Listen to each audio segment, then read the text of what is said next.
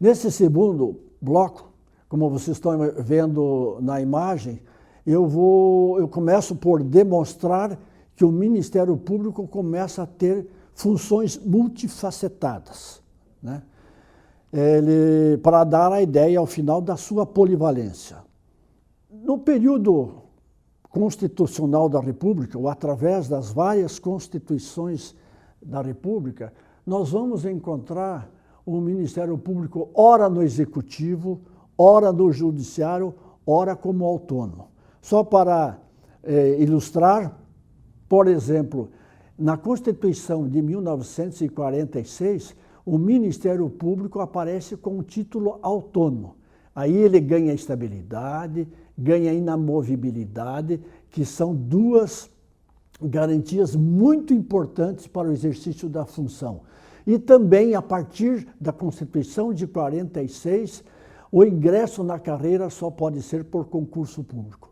Porque até então vocês sabem, às vezes o promotor era nomeado ad hoc. Ele era nomeado dentre pessoas de notório saber ou de ilibada conduta e recrutados dentre advogados. Imaginem vocês que em comarcas pequenas, alguns advogados eram ao mesmo tempo advogados e promotor público. É fácil imaginar que frequentemente havia conflitos de interesse, sobretudo nas comarcas pequenas. Ora, este que estava no polo passivo da ação criminal poderia ser também seu cliente ou ao menos parente de algum cliente. Então, o exercício da promotoria era, de certa forma, precária e não gerava tanta credibilidade. Já na Constituição de 1967, já sob o regime militar, o Ministério Público passou a ser vinculado ao Judiciário. O interessante neste caso é que o Ministério Público, neste momento, mesmo nessa fase do regime militar, passou a ter um reconhecimento público. Ele já gozava de muita credibilidade perante a opinião pública, tanto que, neste momento, nesta fase constitucional, os membros do Ministério Público passaram a ter esse reconhecimento de que tinham funções assemelhadas ao magistério. Isto foi muito importante para a sua evolução. Na emenda constitucional de 69, ainda sob o regime militar, o MP passou a ser vinculado ao Executivo. Percebam, então, quando o regime tinha ares democráticos, como era na Constituição de 46, ele ganhou um título autônomo. Aqui, no regime militar, ora, ele esteve vinculado ao Judiciário e ora ao Executivo. Já na Constituição de 88, como vocês verão mais tarde, ele passa também a ter título autônomo. Prosseguindo na próxima tela, eu volto a repetir aqui a imagem para dar a ideia de polivalência. Gradativamente, o Ministério Público, e aqui faço uma remissão também ao Código de Processo Civil de 1973, que também consolidou algumas funções institucionais na área da proteção e veio acrescentar expressamente, né, que ao Ministério Público cabia também agir como agente ou como interveniente nas causas de interesse público. Foi uma função importante porque ele passou a atuar ou pela natureza da lida ou pela qualidade da parte, ele passou a atuar em todas as questões que tinham interesse público. Então, essa questão da defesa do interesse público está diretamente ligado a seu histórico evolutivo.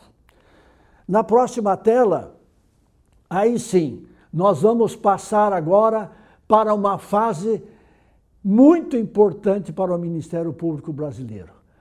Aqui, a Lei Complementar número 4081, eles passa a ter organicidade, né? Ele tem a função de defender os interesses indisponíveis da sociedade, vejam, da sociedade, interesses magnos de relevância social, né? E ele passa a ter também expressamente consignado a autonomia funcional. Essa autonomia funcional é super importante para o exercício tanto da administração da instituição propriamente dita, né, como também para o exercício funcional dos seus agentes. Então, como vocês sabem, o Ministério Público e os seus agentes gozam da independência funcional. Eles agem ao emitirem seus pareceres, ao promoverem suas ações como agentes, né, eles não têm dever de obediência hierárquica a quem quer que seja, seja ao Procurador de Justiça, Corregedor-Geral de Justiça, nada disso. Ele tem independência técnica. Evidentemente que ele tem obediência hierárquica, sim, no plano administrativo. Isso sim, e não poderia deixar de ser. Mas o importante é assinalar que nas comarcas ele está jungido à lei e à sua consciência.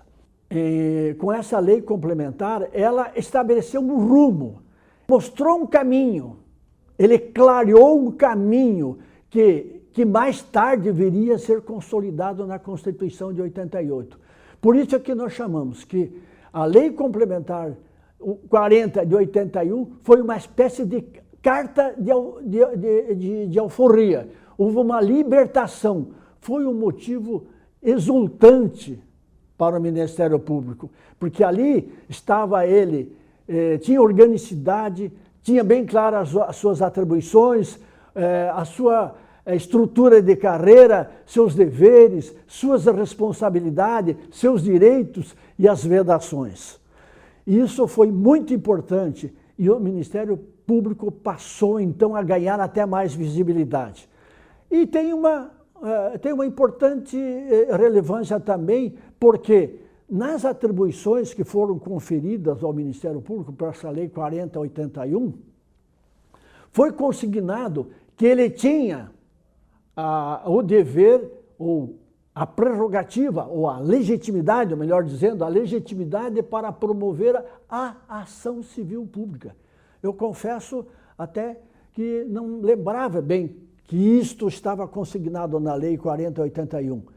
Na minha concepção, a lei só se falava em ação civil pública a partir de 1985, mas consta expressamente na Lei 4081 que o Ministério Público cabia promover a ação civil pública, porém, vírgula, nos termos da lei. E os termos da lei veio, sim, em 1985, quando ali passou a ser consignado a defesa dos interesses coletivos e difusos, defesa do meio ambiente, do consumidor, bens e direitos de valor artístico, histórico e paisagístico. E, além disso, ele tinha a prerrogativa de abrir inquérito civil público também, né? Foi muito importante, foi um passo civilizatório super importante.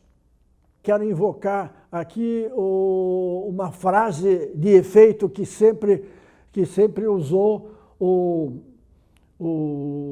ex-procurador-geral de Justiça, Dr. Olímpio de Sá Sotomayor Neto.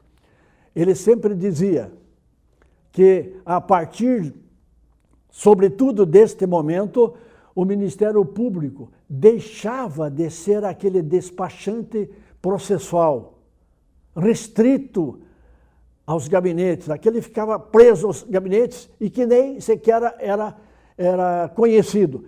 Era, evidentemente, conhecido, sim, por sua atuação no júri. No júri, ele ganhava, sim, visibilidade.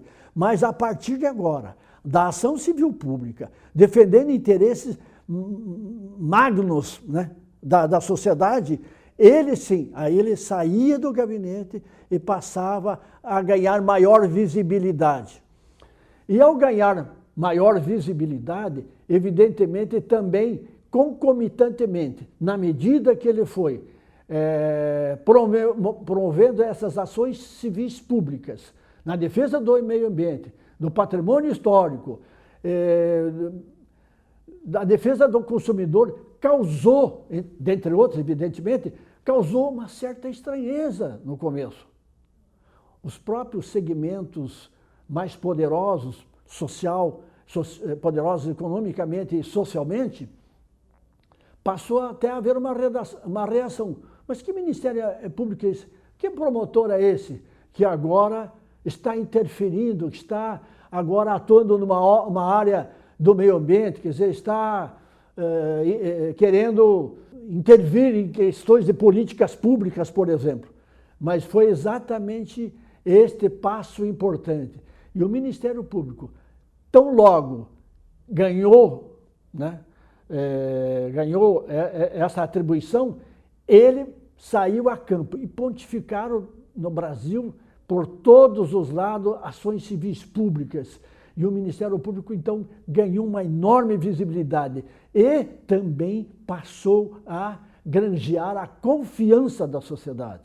Nesse particular aspecto, né, eu quero dar especial realce também ao fato de que, ao ter como exclusividade a prerrogativa de instaurar inquérito civil público, isto serviu como um instrumento investigativo de muita importância para a atuação do Ministério Público, não só na área civil, porque ao investigar questões nas áreas civis, ele passou também a descobrir de passagem, né, também cometimento de crimes, e assim pôde também alavancar, né, outras ações na esfera criminal, que descobria eventuais crimes e repassava os dados para os promotores da área criminal. Com maior clareza e consolidando de fato a sua função institucional, tal conhecemos agora, veio a Constituição de 88. Com a Constituição de 88, o caminho ficou muito bem aplainado. E nesse ponto, eu gostaria de começar dando um destaque especial para a sua posição constitucional. Neste momento, o Ministério Público passou a ser o órgão do Estado entre poderes com prerrogativa de poder. Então, ele tem orçamento, ele administra o seu orçamento próprio, ele administra a sua estrutura administrativa, ele tem autonomia funcional como instituição, né? Ele atua como se um poder fosse. Isto é super importante, dá uma segurança, uma independência, sem a qual ele não poderia desenvolver com a liberdade, com a credibilidade, com a confiança que a população espera. Então, são prerrogativas que, muito mais do que privilégios, como a independência funcional também dos seus agentes, né? Isso não significa privilégio institucional ou privilégio ao agente do Ministério Público. A independência funcional, ela é importante para que o agente do Ministério Público possa atuar, né, com imparcialidade, possa bem representar os anseios da sociedade, sem interferências indevidas. Aqui da Constituição, então, ainda permanece, claro, agora de forma consolidada, a defesa da ordem jurídica, a defesa do regime democrático. Vejam, com a lei complementar de 41, não aparecia a defesa do regime democrático. Mas agora, a Constituição, né, erigida com base na redemocratização do país, com uma atmosfera favorável, né, o Ministério Público, então, passou a ser também o legítimo defensor do regime democrático. Na esfera eleitoral, ele tem amplo poder de atuação. Nem poderia aqui descer a pormenores, detalhes, mas ele pode impugnar candidaturas, pode impugnar registro de candidatos, pode impugnar, de repente, a diplomação, né? Enfim, propaganda eleitoral, atua na propaganda eleitoral, né? Também na área criminal, evidentemente, ele tem uma atuação muito importante, de forma que o Ministério Público se identifica com o regime democrático. Ele está diretamente ou umbilicalmente ligado ao regime democrático. E aqui também, na Constituição de 1988, consagra de vez, agora, com status constitucional, a defesa dos interesses sociais e individuais indisponíveis. Dito isso, eu agora vou fazer uma interrupção para passar para o terceiro bloco.